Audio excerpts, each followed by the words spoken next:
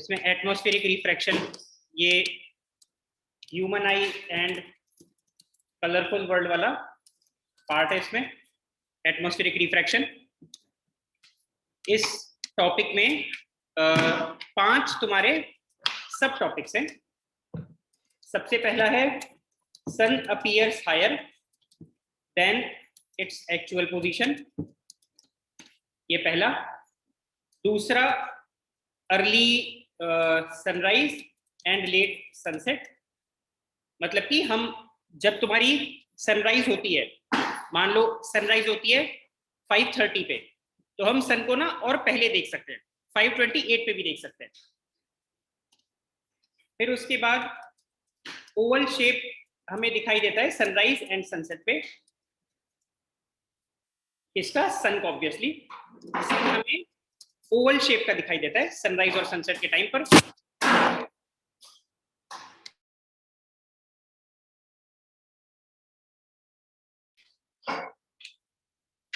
उसके बाद 4th सब टॉपिक है ट्विंकलिंग ऑफ स्टार्स, और लास्ट टॉपिक है प्लैनेट्स डू नॉट ट्विंकल। तो ये 5 इस टॉपिक में एटमॉस्फेरिक रिफ्रैक्शन में फिनोमिनन है जो एक्सप्लेन करते हैं, ठीक है। तो मुदित और साइमा अभी अभी ज्वाइन किए हैं, मैं एक बार फिर से एक्सप्लेन कर देता हूं। ये 5 फिनोमिनन डिस्कस कर रखे हैं, और इन 5 फिनोमिनन हम एक्सप्लेन करते हैं यूजिंग एटमॉस्फेरिक रिफ्रैक्शन। तो ये पांचों का अलग अलग रीजन है, इनको हम अब समझेंगे कि एटमॉस्फेरिक रिफ्रैक्शन की वजह से ये जो 5 फिनोमिनन है क्यों होते हैं, और एटमॉस्फेरिक रिफ्रैक्शन कैसे रेस्पॉन्सिबल है ये 5 अलग अलग फिनोमिनन के लिए। अरे सॉरी, ऐसा करो तुम लोग अपनी नोटबुक में ना इसको पहले नोट कर लो, 1 मिनट लो और इसको नोट करो अपनी नोटबुक में। 5 फिनोमिनन है ये पांचों एटमॉस्फेरिक रिफ्रैक्शन से एक्सप्लेन करते हैं हम।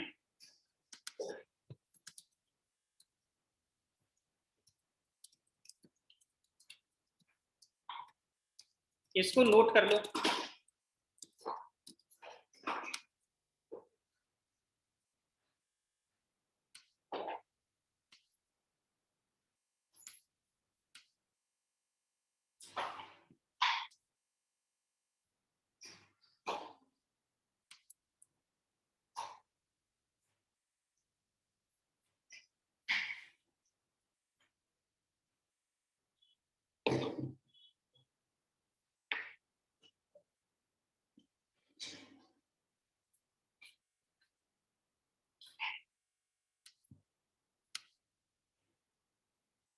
नोट कर लिया सबने?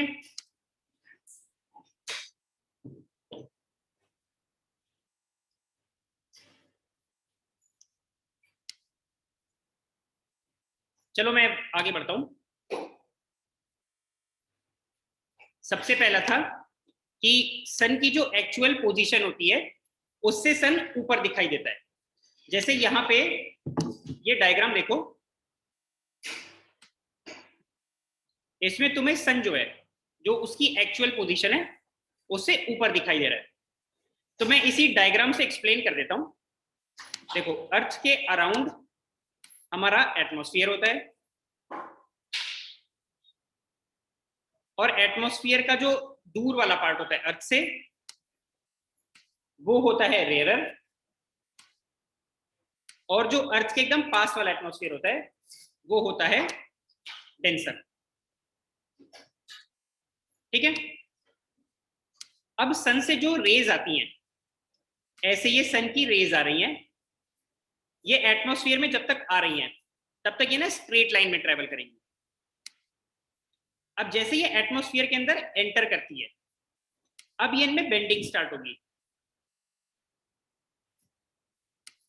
ठीक है। ऐसे ये देखो इनमें बेंडिंग स्टार्ट हो रही है। फिर जब भी ये ऑब्जर्वर की आंख तक रे आएगी, ऑब्जर्वर जब उसको नोट करेगा तो वो ना पीछे की तरफ इसको ऐसे एक्सटेंड करेगा,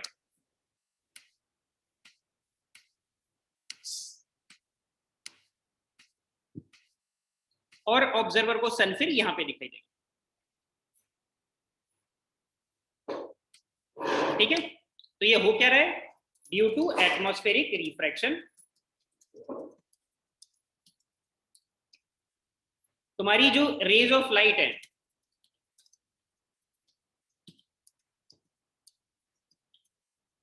ये सक्सेसिवली बेंड करती रहती है।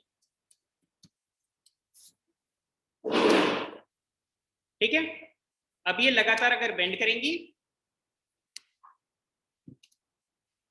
तो बेंडिंग कैसे होगी, towards the normal. Towards the normal मैं क्यों बोल रहा हूं, क्योंकि रेयर टू डेंसर आ रही है ना लाइट, तो ये ऐसे करके बार बार बेंड होती रहेगी।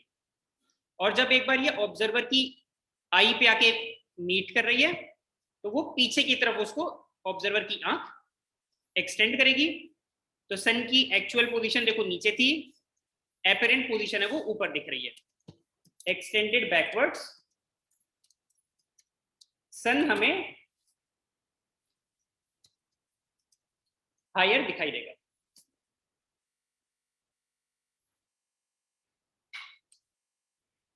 तो ये कॉन्सेप्ट है, काफी इंपॉर्टेंट कॉन्सेप्ट है कि जो सन होता है, sun appears higher due to refraction. More specifically अगर मैं बोलूं तो एटमॉस्फेरिक रिफ्रैक्शन।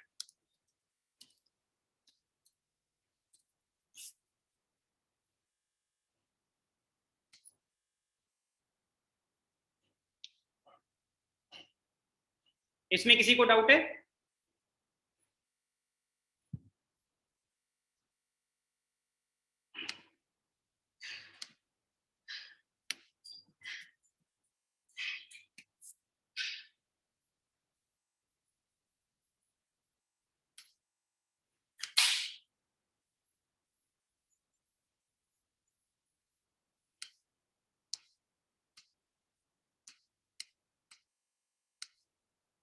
किसी को डाउट है तो पूछ लो, ये काफी इंपॉर्टेंट कॉन्सेप्ट है, फिर से मैं एक्सप्लेन कर दूंगा 1 मिनट में, अगर किसी को अभी भी डाउट है।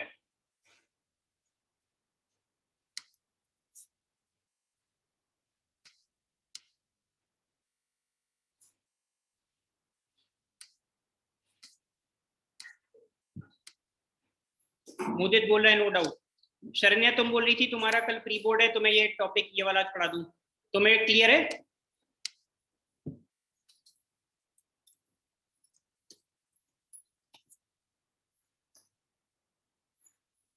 चलो ठीक है, आगे बढ़ते हैं फिर। तो हमने कॉन्सेप्ट देखा कि सन की जो पोजीशन है वो ऊपर दिखती है क्योंकि रिफ्रैक्शन होता रहता है। अब अर्ली सनसेट और अर्ली सनराइज और लेट सनसेट का भी ना सेम ही कॉन्सेप्ट होता है। चलो मैं ये एक्सप्लेन करता हूं नई स्लाइड ही बनाकर। मान लो हमारी अर्थ कहीं है, मैं एक अर्थ बनाता हूं, ये अर्थ है, और मैं एटमॉस्फेयर बनाता हूं, ये इसके बाहर ये एटमॉस्फेयर मैंने बना दिया।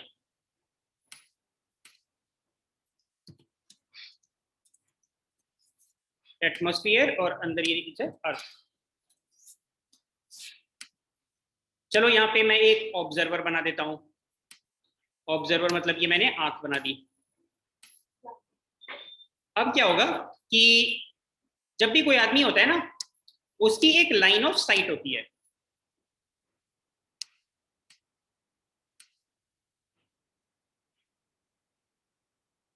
अगर कोई ऑब्जर्वर है इधर, उसकी एक लाइन ऑफ साइट होगी जिसको हम बोलते हैं होराइजन।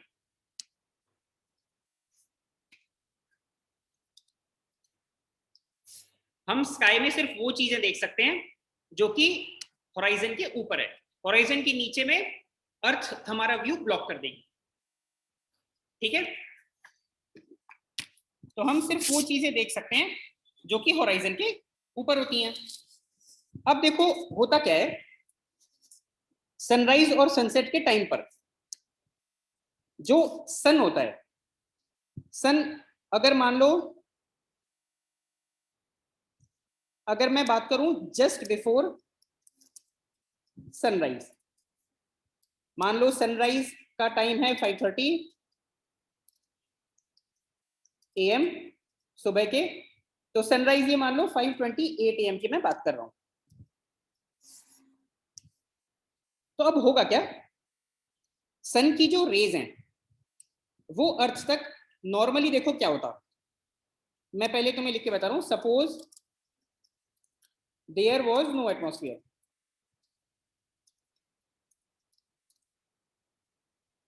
तो होता क्या, सन की जो रेज आ रही हैं वो आती हैं और ऐसे करके ना ऊपर से निकल जाती है, ऑब्जर्वर तक पहुंच ही नहीं पाती। ठीक है, लेकिन क्योंकि अर्थ पे एटमॉस्फेयर है, तो अब देखो क्या होगा, ये जो सन की रेज आएंगी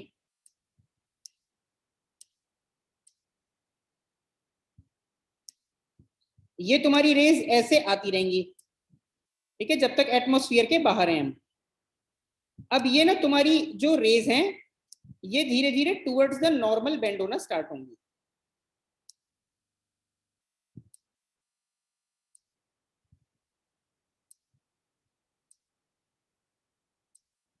और ये हमें अब दिख रही हैं, तो तुम्हें क्लियरली एक ना बेंडिंग दिखाई दे रही है लाइट की।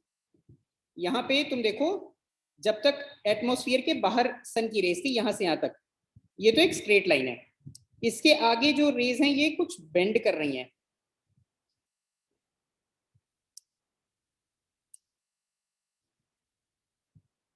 समझ आई बात?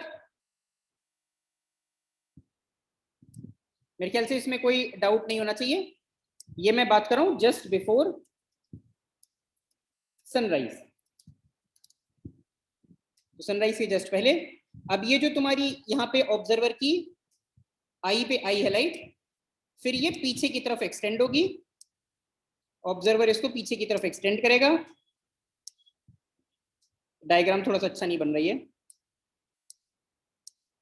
और फाइनली सन हमें यहां पे कहीं दिखाई देगा।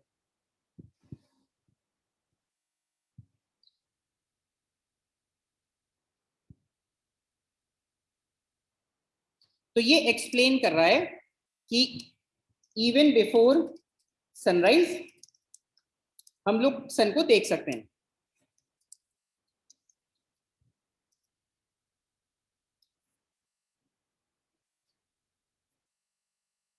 तो एकदम सेम कॉन्सेप्ट सनसेट के टाइम पे भी हम बोल सकते हैं, even after sunset we can see the sun. एकदम सेम कॉन्सेप्ट आफ्टर सनराइज भी तो लग सकता है ना, जस्ट आफ्टर सनसेट। मान लो सनसेट था तुम्हारा 6:30 पे, 6:30 PM, तो भी ना हम अगर 6:32 की बात करें, 6:32 PM हम सन को देख सकते हैं।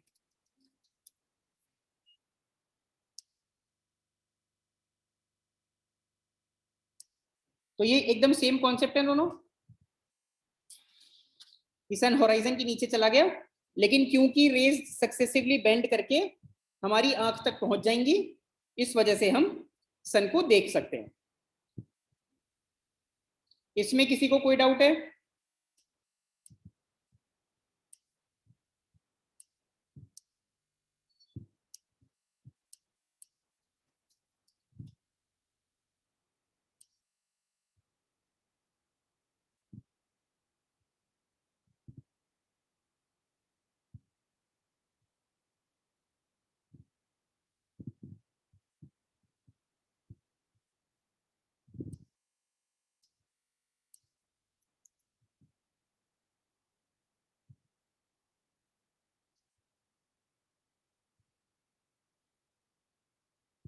चलो ठीक है, कोई कुछ डाउट नहीं पूछ रहा तो मैं अज्यूम कर रहा हूँ कि सबको समझ आ गया।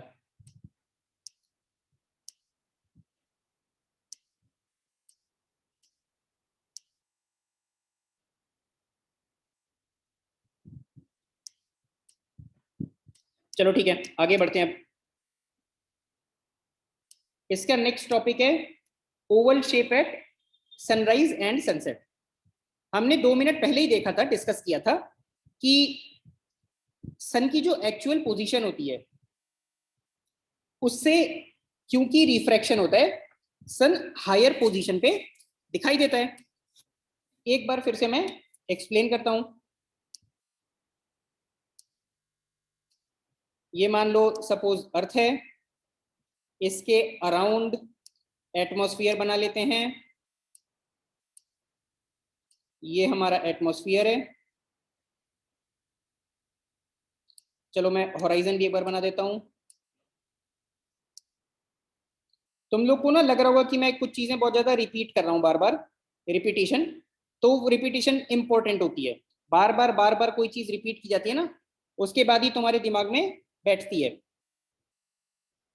तो अब देखो, ये अर्थ है और फिर सन है। तो सन से जो रेज आएंगी, मैं रेज भी बना देता हूं एक बार को। सन की रेज जब तक अर्थ तक आ रही हैं तब तक तो ठीक है, इसमें कोई बेंडिंग नहीं होगी। जैसे ही एक बार ये एटमॉस्फेयर में एंटर करती हैं तो फिर ये बेंडिंग स्टार्ट होती है। और फिर मान लो कोई ऑब्जर्वर है इधर, ये उसकी आंख है,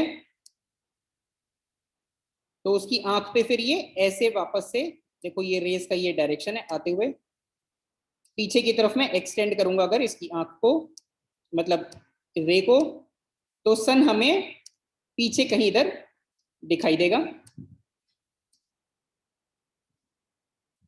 तो ये एक्सप्लेन करता है sun appears higher than its actual position. और ये क्यों है? Due to successive atmospheric refraction.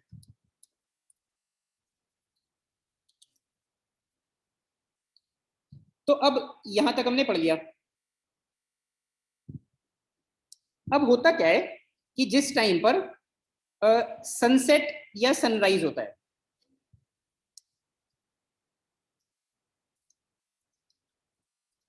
उस टाइम पे सन हमें ओवल शेप का दिखाई देता है। अब ऐसा क्यों है? तो चलो वो मैं डिस्कस करता हूं। एक बार ये मैं इसको हटा दूं।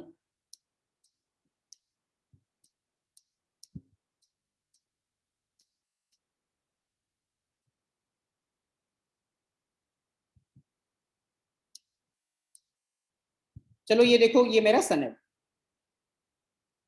अब सन की ना देखो, एक अपर वाला पोर्शन होता है सन का, ऊपर वाला पार्ट,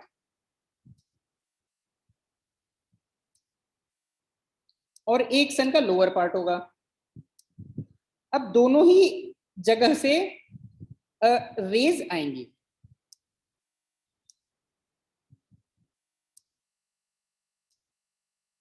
तो मैं रेज बनाता हूं। एक तो देखो लोअर वाले पार्ट से रेज आएंगी, तो वो ऐसे आ रही हैं, और अब जैसे एटमॉस्फेयर में घुसी तो वो रेज ऐसे ऊपर जाती जाती जाती जाती बेंड करती करती हमारी आंख पे पड़ेगी। ठीक है, ये मैं एरो का डायरेक्शन दिखा रहा हूँ। सन की रेज ऐसे आ रही हैं, ऐसे आते आते हमारी आंख पे पड़ रही है। तो ये देखो, इसको मैं बोल सकता हूं, ये है रे 1। जो नीचे वाले सन के पार्ट से आ रही है, लोअर रीजन से सन के, वो है रे 1। इसके बाद मेरी आएगी ऊपर वाले पार्ट से रे, वो है रे 2। मान लो यहां से एक रे आ रही है, जब तक ये एटमॉस्फेयर के अंदर नहीं घुसी तब तक कोई बेंडिंग नहीं होगी। अब जैसे ये एटमॉस्फेयर में घुसी, इसमें ना अंदर की तरफ ये बेंड होगी और ऐसे ये हमारी आंख तक आएगी।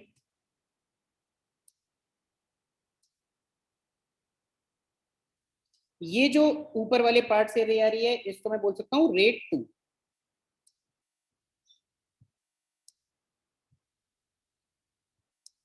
अब मैं तुमसे क्वेश्चन पूछूंगा, बताओ which of these two rays is travelling the greater distance? Ray 1 और रे 2 में कौन सी रे ज्यादा डिस्टेंस ट्रेवल कर रही है? आंसर मेरे को लिख के भेजो। रे 1 और रे 2 में कौन सी रे ज्यादा डिस्टेंस ट्रेवल कर रही है?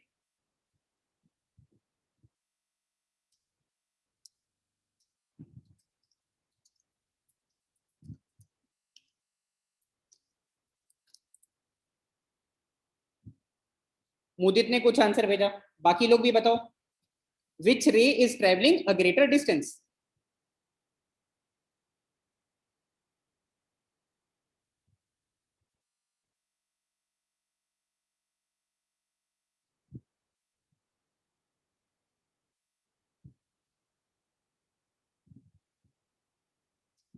चलो मैं बता देता हूं, इसका आंसर होगा रे 1।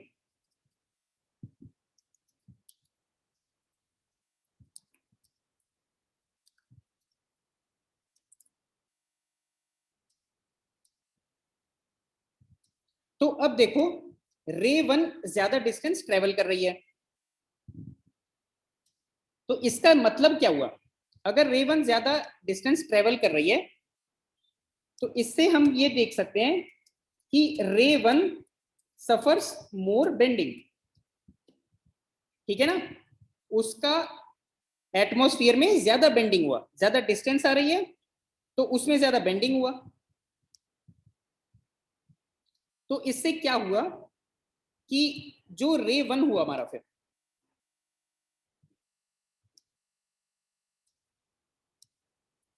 रे 1 विल अपीयर, या सॉरी, पहले मैं ये लिख देता हूं, रे 1 विल बेंड मोर देन रे 2।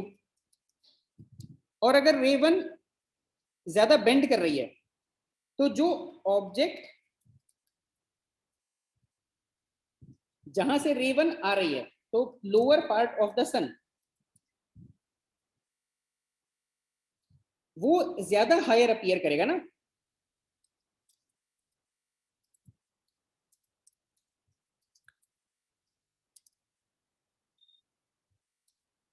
ये बात समझ आई?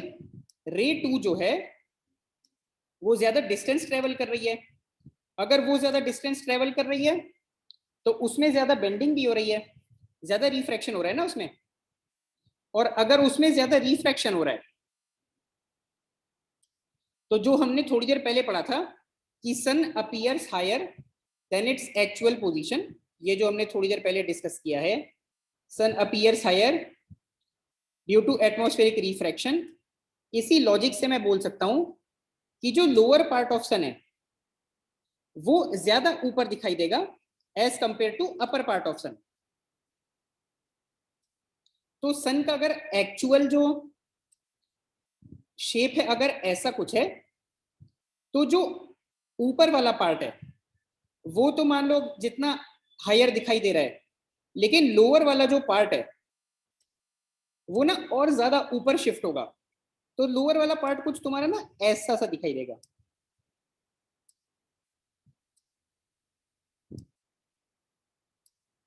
समझे बात को? तो सन का शेप तुम्हारा एक नया शेप ऐसा ओवल सा बन जाएगा ये।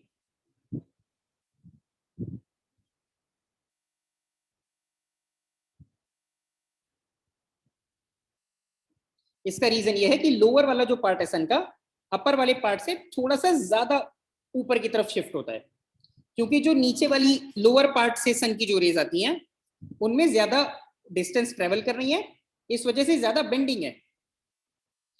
और हम ऑलरेडी पढ़ चुके हैं कि जब बेंडिंग होती है तो सन ऊपर दिखाई देता है, तो लोअर पार्ट ऑफ सन ज्यादा ऊपर दिखाई देगा, इस वजह से सन का शेप थोड़ा सा चेंज होगा।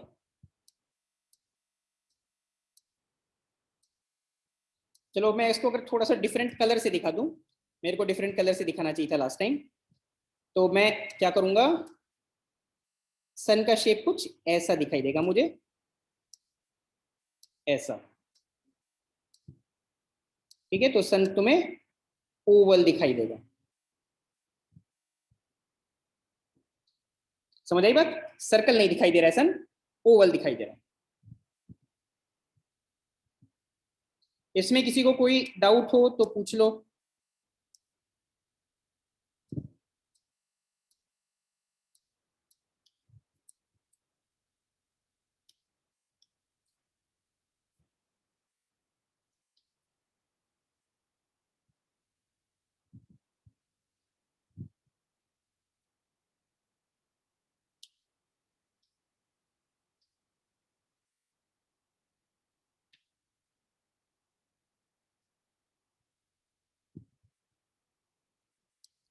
चलो कोई कुछ पूछ नहीं रहा तो मैं अज्यूम कर रहा हूँ कि समझ आ गया होगा।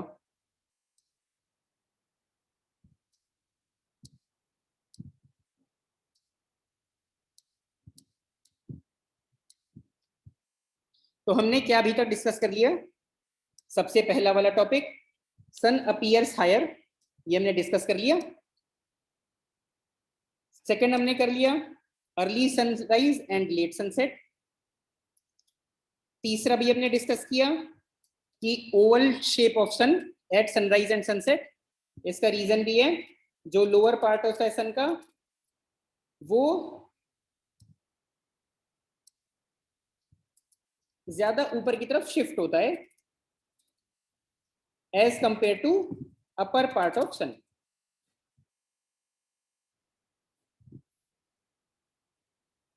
तो ये तीन फिनोमिनन हम डिस्कस कर चुके हैं। इसका रीजन क्या था? ये पहले वाले का due to successive atmospheric refraction, नीचे वाले का भी हमने डिस्कस कर लिया। अब चलो आगे बढ़ते हैं।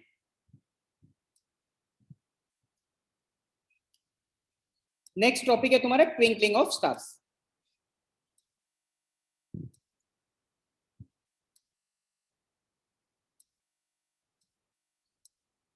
तो यहाँ पे लिखा हुआ है कि स्टार्स जो होते हैं हमारे do not appear to shine steadily. कभी कभी तुम्हें ऐसा दिखता होगा कि सन एक सेकंड के लिए टिमटिमा रहा है, फिर गायब हो जा रहा है, फिर थोड़ी देर बाद वापस से टिमटिमा रहा है, फिर गायब हो जा रहा है। इसको हम बोलते हैं ट्विंकलिंग ऑफ स्टार। तो इसका रीजन क्या है, स्टार्स ट्विंकल क्यों करते हैं? अच्छा, इसको एक्सप्लेन करने से पहले एक और इंपॉर्टेंट चीज है तुम्हें समझ में आनी चाहिए कि जो स्टार्स होते हैं इनकी जो हमारी आंख पे इमेज बनती है वो ना पॉइंट साइज इमेज बनती है। ठीक है, ये काफी इंपॉर्टेंट कॉन्सेप्ट है कि क्योंकि स्टार्स इंफिनिटी पे होते हैं तो इस वजह से हमारी आंख पे जो इमेज बनती है स्टार्स की वो पॉइंट साइज इमेज बनती है। ये काफी इंपॉर्टेंट कॉन्सेप्ट है, इसके बाद ही तुम समझ पाओगे कि हमारी मतलब स्टार्स ट्विंकल क्यों करते हैं और प्लैनेट्स ट्विंकल नहीं करते। इसके कंपैरिजन में प्लैनेट्स होते हैं वो इन्फिनिटी पे नहीं होते हैं, तो इनकी हमारी आंख पे ना एक्सटेंडेड इमेज बनती है प्लैनेट्स की।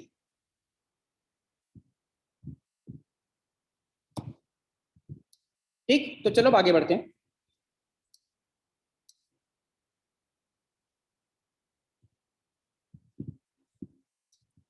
तो अब क्या होता है कि अर्थ पे ना एट डिफरेंट पॉइंट्स एयर में तुम्हारे जो टेम्परेचर और ह्यूमिडिटी होता है वो ना डिफरेंट होता है। ऐसा क्यों होता है? सिंपल है, टेम्परेचर ह्यूमिडिटी वगैरह अलग अलग होगा, कहीं पे थोड़ी ज्यादा मॉइस्चर होगा, कहीं पे कम मॉइस्चर होगा, हल्का फुल्का टेम्परेचर वगैरह का डिफरेंस रहता है। तो इस वजह से रिफ्रैक्टिव इंडेक्स जो होता है ऑफ एयर पॉकेट्स, एयर के ना छोटे छोटे पॉकेट से होते हैं तुम्हारे, उनमें ना जैसे जैसे थोड़ी थोड़ी दूर पे तुम रहोगे वो डिफरेंट होते हैं। समझे बात को? कहीं मान लो एयर का जो रिफ्रैक्टिव इंडेक्स है वो अगर 1.00 है, मान लो 1.0001, अगली जगह पे 1.002 हो जाएगा, फिर मान लो 1.00012 हो जाएगा, एटसेट्रा। तो पॉइंट भी जो अर्थ पे हमारे एयर में छोटे छोटे एयर पॉकेट्स होते हैं उनके रिफ्रैक्टिव इंडेक्स हमेशा डिफरेंट रहते हैं, चेंज होते रहते हैं। उसका रीजन क्या है? क्योंकि टेम्परेचर और ह्यूमिडिटी डिफरेंट रहती है अलग अलग पॉइंट्स पे। तो अब कोई भी अगर रे ऑफ लाइट आएगी और वो अलग अलग पॉकेट ऑफ एयर पे टकराएगी तो ना वो बेंड होती रहेगी क्योंकि रिफ्रैक्टिव इंडेक्स डिफरेंट है। मतलब कि यहाँ पे मैं एक ना, यहाँ पे डायग्राम है, इससे समझो। ये वाला तुम्हारा डायग्राम, इसको देखो। यहाँ पे तुम्हारे ना बहुत सारे छोटे छोटे पॉकेट्स ऑफ एयर हैं। तो देखो ये रे ऑफ लाइट जो आ रही है इधर, ये ना लगातार बेंड होती जा रही है, और जैसे जैसे आगे बढ़ती रहेगी तुम्हारी एयर भी मूव करती रहती है।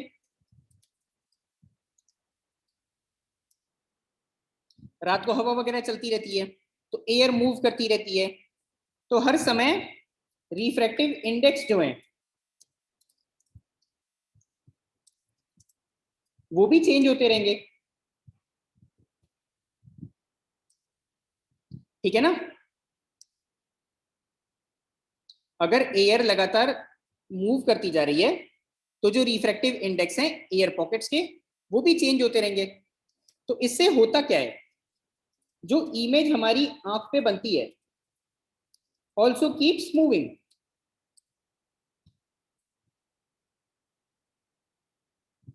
समझ आई बात। अगर एयर तुम्हारी मूव करती जा रही है तो इमेज भी हमारी आंख पे ना वो हल्की सी हिलती रहेगी। तो कभी कभी अचानक से स्टार गायब हो गया, फिर वापस से आ रहा है। तो ये सब चीजें जो है वो इस वजह से, क्योंकि रिफ्रैक्टिव इंडेक्स जो है एयर पॉकेट्स का चेंज होता रहता है। उसका भी रीजन हमने देखा था कि टेम्परेचर और ह्यूमिडिटी भी चेंज होता रहता है। तो इस वजह से हमारी आंख पे जो इमेज बन रही है वो भी मूव करती रहेगी। तो इस वजह से स्टार्स हमें ट्विंकल करते हुए दिखाई देते।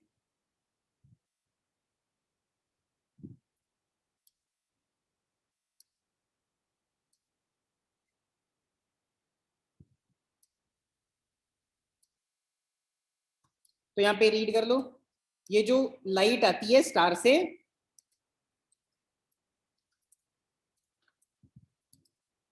ये पास करते हैं थ्रू एयर पॉकेट्स, और फिर उनकी बेंडिंग होती है, क्योंकि अलग अलग एयर पॉकेट्स का अलग अलग रिफ्रैक्टिव इंडेक्स होता है। इस वजह से लगातार बेंडिंग होती रहती है, और ये एयर पॉकेट्स मूव भी करते रहते हैं, ठीक है। तो इस वजह से जो हमारी आंख पे इमेज बनेगी उसका भी डायरेक्शन चेंज होता रहता है। तो इस वजह से स्टार हमें ट्विंकल करते हुए दिखाई देते हैं, क्योंकि वो एक पॉइंट साइज इमेज है, और अगर वो हल्का सा भी इधर उधर शिफ्ट हो रही है उसकी पोजीशन, तो उससे हमें फील होगा कि ये ट्विंकल हो रहे हैं स्टार्स।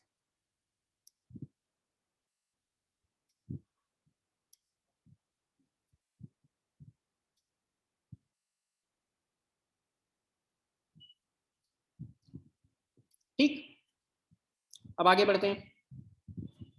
अच्छा, अब स्टार्स तो ट्विंकल करते हैं लेकिन प्लैनेट्स ट्विंकल नहीं करते। तो तुम बोलोगे कि प्लैनेट से जो रे ऑफ लाइट आती है, तो जो रे ऑफ लाइट आ रही है ये भी तो पास करेगी थ्रू एयर पॉकेट्स। तो अगर ये रे ऑफ जो रे ऑफ लाइट है एयर पॉकेट से पास कर रही है तो इसमें भी बेंडिंग होगी। अगर इसमें बेंडिंग होगी तो इसमें भी शिफ्ट ऑफ इमेज होती रहेगी, ऑन आ रहा है। तो फिर ये ट्विंकल क्यों नहीं कर रहा। स्टार्स में तो हमने बड़ी स्मार्टली बोल दिया था कि वो एयर पॉकेट्स होते हैं, उनसे रे ऑफ लाइट पास होती रहती है, और फिर उसकी वजह से बेंडिंग होती रहेगी, क्योंकि सबका अलग अलग रिफ्रैक्टिव इंडेक्स होता है एयर पॉकेट्स का, तो इमेज शिफ्ट होती रहती है। तो इससे तुम ये समझो, इसका आंसर ये है कि प्लैनेट्स की जो होती है ना, प्लैनेट्स फॉर्म करते हैं एक्सटेंडेड इमेज ऑन आवर आई।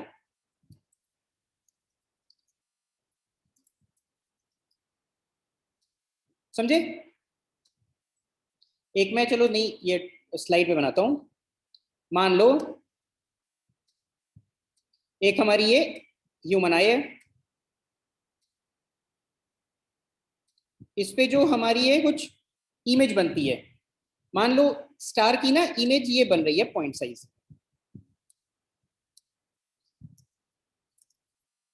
और किसी प्लेनेट की जो इमेज बन रही है वो मान लो एक एक्सटेंडेड इमेज बन रही है।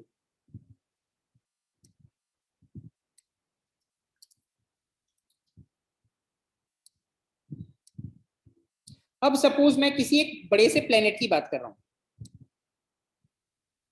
सपोज मैं ये बात कर रहा हूं अभी, चलो मार्स की।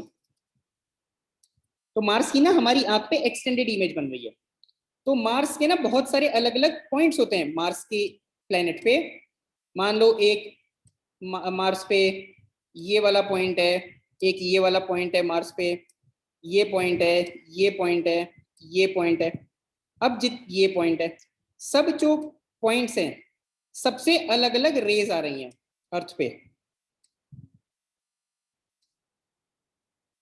तो अगर मान लो कोई एक पर्टिकुलर, मान लो मैं रेज की बात कर रहा हूं अलग अलग, ये रे 1, रे 2, रे 3, रे 4, अलग अलग रेज आ रही हैं। तो अब ये हमारे पास तो लेकिन एक्सटेंडेड इमेज बन रहा है। मान लो जो रे 4 है उसकी वजह से, मान लो यहाँ पे पहले रे 4 से इमेज बन रही थी, अब वो हल्का सा ऊपर बन गई, उसकी जो पोजीशन शिफ्ट हो गई, पहले नीचे थी अब वो थोड़ी सी ऊपर शिफ्ट हो गई। तो क्या ओवरऑल जो will it influence the overall image of the planet? क्या उस पर कोई फर्क पड़ेगा? कोई फर्क नहीं पड़ेगा। प्लेनेट की जो ओवरऑल इमेज बड़ी सी बन रही है वो तो अभी भी स्टेडी रहेगी ना।